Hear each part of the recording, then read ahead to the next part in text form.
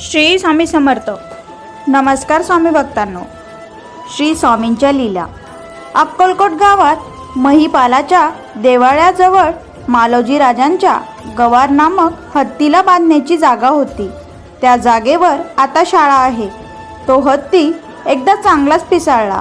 लोकांना त्या रस्त्यावरून जाण्याची भीती वाटू लागली. राजांनी त्याला चारही पायात सागदंड बांधून जखडून ठेवला, तरी तो सोंडेने लोकांवर दगड भिरकावीत असे. अखेर वैतागून मालोजी राजे स्वामींच्या दर्शनास आले असता त्यांनी महाराजांना विचारले, आमचा हत्ती सध्या फारच मजला आहे. लोकांनाही त्याची फार भीती वाटू लागली आहे, तर त्याला गोळ्या घालून ठार मारावे का? तर महाराज आपल्या भक्तांच्या त्या हत्तीकडे जाण्यास निघाले. वाटेत लोक महाराजांस सांगू लागले, महाराज या रस्त्याने जाऊ नका. तो हत्ती मोठे मोठे दगड सारखा फेकत आहे. ज्याची सत्ता जागेवर चालते त्याला प्रत्यक्ष काळ सुद्धा घाबरतो.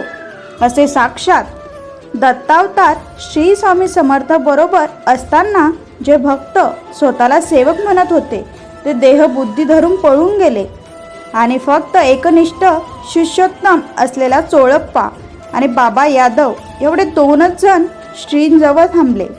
महाराज कमरेवर हात ठेवून हत्तीसमोर उभे राहिले आणि त्याला रागाने म्हणाले, मूर्खा, माजलास का? चढेल तो पडेल. बाष्कळपणाचा अभिमान सोडून दे. अशी स्वामींची आज्ञा ऐकताच तो पिसाळलेला हत्ती शांत होऊन आपल्या पुढच्या पायाचे गुडघे टेकून गंडस्थळ श्रीच्या चरणी ठेवले. त्याच्या डोळ्यातून एकसारखे अश्रू वाहू लागले. श्रींच्या दर्शनाने एवढा मंदोन्मत्त हत्ती पुढे गरीब गायीसारखा झाला. अशा प्रकारे मुकी जनावरेही स्वामी समर्थांना शरण जातात, पण आपल्यासारखे अहंकाराने मदोन्मत्त झालेले लोक मात्र महाराजांबद्दल संशय घेतात. असो, ज्याला आपले कल्याण करून घ्यायचे आहे श्री स्वामी समर्थांच्या चरणात शरण जाऊन त्यांच्या कृपेला पात्र व्हावे. उद्धार बिडकर नावाचा एक गृहस्थ अंतराचे व्यापारी होते. त्याचा व्यापार तर चांगलाच चालायचा, पण त्यांना जडीबुटीने धातूने सोर्ण करण्याची विद्या पण हस्तगत झाली होती. त्यांचे एक नर्तकीवर प्रेम होते आणि तिला लग्नाचे वचन पण दिले होते. नर्तकीने पण दुसऱ्या लोकांसाठी नाचणे बंद केले होते. ती बिडकरांच्या मागे लग्नासाठी लागली होती, पण बिडकर यांच्या आधी लग्न झालेले होते म्हणून त्यांचा प्रश्न पडला होता. आपल्या मित्राला आपली चिंता सांगताना त्यांना खबर येते की त्या नर्तकीच्या सर्पदंशाने मृत्यू झाला. मित्र त्यांना म्हणतो की ईश्वरानेच तुमची या प्रश्नातून सुटका केली, पण त्या नर्तकीवर जीव असल्याने त्यांना जगाप्रती थोडा वित्रांग आला होता. संसार दुःख प्राप्त झाल्यावरच मनुष्याला अध्यात्माची आठवण येते. मनाच्या शांतीसाठी बिडकर अध्यात्माचा उपाय शोधतात. तितक्यात एक रामदासी येऊन त्यांना म्हणतो की अध्यात्म मार्ग इतका सोपा नसतो आणि त्यात तुझ्यासारखा ईश्वरात लोणारा माणूस काय अध्यात्माकडे वळणार?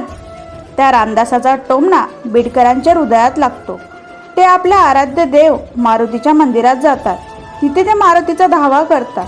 तितक्यात त्यांना देववाणी ऐकू येते, श्री अक्कलकोटला स्वामी समर्थांकडे जा. बिडकर अक्कलकोटला येतात. तिथे ते स्वामी सेवेत राहतात. एकदा स्वामींचे पाय चेपताना त्यांचा डोळा लागतो. डोळे उघडताच तेव्हा पाहतात तर काय, स्वामींजवळ एक मोठा फणेचा नाग बसला आहे. बिडकर स्वामींवर विश्वास ठेवून मुखाने नामस्मरण करत पाय चेपत राहतात. स्वामी लगेच उठतात आणि उठल्याबरोबर बिडकरांच्या श्रीमुखात एक जोरदार ठेवतात. बिडकरांचा चेहरा आनंदाने खिळून उठतो. ते आनंदात डोलू लागतात. स्वामी मग त्या नागाला हातात धरून तिथून निघतात. गुरु आपल्या निवडक शिष्यावर शक्तिपात करतो तेव्हा त्याचे प्रकार वेगवेगळे असतात. चापटी मारणे हाही एक शक्तिपाताचा प्रकार होता. यामुळे बिडकर यांच्या मनातला द्वंद्व संपून त्यांना होणाऱ्या उद्गाराचे निरसन होते. खरं ज्ञान मिळाल्याने त्यांचा चेहरा प्रफुल्लित होतो. ते स्वामींना शरण जातात. स्वामी त्यांना सहस्त्र भोजन घाल असे म्हणतात. बिडकर आपल्याकडे असलेल्या अंतराच्या बाटल्या विकायला निघतात, पण त्यांना ठेस लागून बाटल्या चकनाचूर होतात. हुशार बाळप्पा त्यांना मार्ग सांगतो. त्या राहिलेल्या सुजलेल्या अत्तराचं अष्टगंध करून ते राजाला विकून येतात आणि त्या पैशाचे बिडकर सहस्त्र भोजन पार पाडतात। स्वामी भोजन ग्रहण करून म्हणतात, भोजन तो दिया, अब दक्षिणा देने का वक्त आ गया है। पण बितकारांकडे पैसे नसतात, सर्व पैसे तर सहस्त्र भोजनात खर्च झालेले असतात। मग स्वामी म्हणतात, अरे दक्षिणा नसेल तर एक वचन दे, जडीबुटीचे कार्य सोडून दे। जडीबुटीचे कार्य म्हणजे धातूचे सोने बनवण्याचे कार्य। बिडकरांना प्रश्न पडतो, पण ते सद्गुरू आज्ञेला सर्वोपरी मानून सोनं बनवणार नाही असे वचन देतात। स्वामी मग त्यांना नर्मदा प्रदक्षिणा घालायला सांगतात। माया ही ब्रह्मा आणि मोक्ष प्राप्तीत सर्वात मोठी बाधा असते। बिडकर त्यांची अध्यात्म मार्गावर उन्नती व्हावी म्हणून स्वामींनी केलेली ही उपाययोजना होती। नुसते धातूंचे स्वर्ग करत बसल्यापेक्षा आता बिडकर स्वतःच्या जीवनाचे सुवर्ण करण्याच्या मार्गावर चालायला लागले होते। तर मित्रांनो, तुम्हाला हे स्वामींचे लीला अनुभव घडून गेलेले कसे वाटले? आवडले असतील व्हिडिओला लाईक करा व असेच स्वामींची खूप सारी माहिती, त्यांनी केलेली लीला, त्यांनी लोकांना दिलेले अनुभव, प्रचिती, हे सर्व आपण आपल्या चॅनलवरती शेअर करत असतो। तुम्हाला व्हिडिओ आवडला असेल तर प्लीज व्हिडिओला लाईक करा आणि हो, शेवटपर्यंत व्हिडिओ बघितला त्यासाठी तुमचे मनपूर्वक आभार।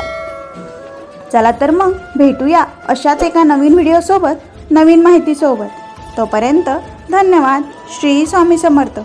जय जय स्वामी समर्थ।